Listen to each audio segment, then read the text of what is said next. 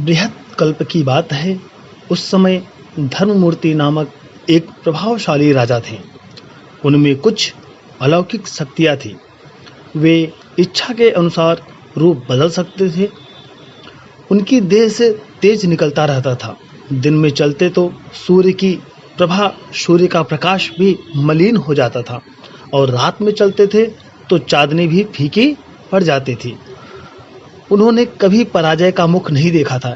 इंद्र ने उनसे मित्रता कर ली थी। उन्होंने कई बार दैत्य और दानवों को हराया था। उनकी पत्नी भानुमति भी इतनी ही सुंदर थी कि उस समय तीनों लोकों में कोई नारी उसकी बराबरी नहीं कर सकती थी। वह जितनी रूपवान थी उतनी ही गुणवान भी थी। राजा का सबसे बड़ा सौभाग्य यह था कि उनके कुलगुरु महर्षि वशिष्ठ थे।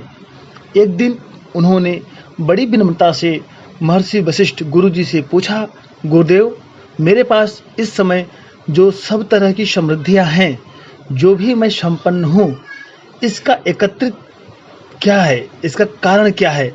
इसका कारण क्या बहुत बड़ा पुण्य होगा? उस पुण्य कर्म को मैं जानना चाहता हूँ, जिससे उस तरह का कोई पुण्य मैं पुनः कर सकूँ, जिसके फलस्वरूप अगले जन्म में मुझे इसी तरह की सुख सुविधा, संपन्नता और आप जैसे कुलगुरु प्राप्त हों। महर्षि वशिष्ठ ने बतलाया कि पूर्व काल में लीलावती नाम की एक वेश्या थी। वह शिव भक्ति में लीन रहती थी। एक बार उसने पुष्कर क्षेत्र में चतुर्दशी तिथि को लवणाचल नमक के पहाड़ का दान किया था। उसने सोने का एक वृक्ष भी तैयार करवाया था, जिसमें सोने के फूल और सोने के ही देवताओं की प्रतिमाएं लगी थीं। इस स्वर्ण वृक्ष के निर्माण में तुमने निष्काम भाव से उसकी सहायता की थी। उस समय तुम उस वेश्या के नौकर थे। सोने के वृक्ष और फूल बनाने में तुम्हें अतिरिक्त मूल्य मिल रहा था, किंतु तुमने उस वेतन को यह समझकर नहीं लिया कि धर्म का कार्य है। तुम्हारी पत्नी ने उन फूलों और मूर्तियों को तपा तपा कर भली भांति चमकाया था। तुम दोनों आज जो कुछ हो वह केवल उसी श्रमदान का फल है। उस जन्म में तुम्हारे पास पैसे नहीं थे, इसलिए लीलावती की तरह तुमने कोई दान पुण्य नहीं किया था। इस जन्म में तुम राजा हो, अतः अन्न के पहाड़ का विधि विधान के साथ दान करो।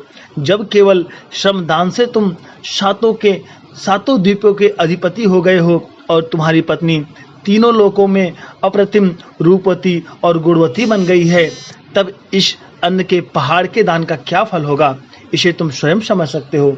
देखो, इस लौड़ाचल के दान से वैश्या भी शिवलोक को चली गई और उसके सब पाप जलकर खाक हो गए।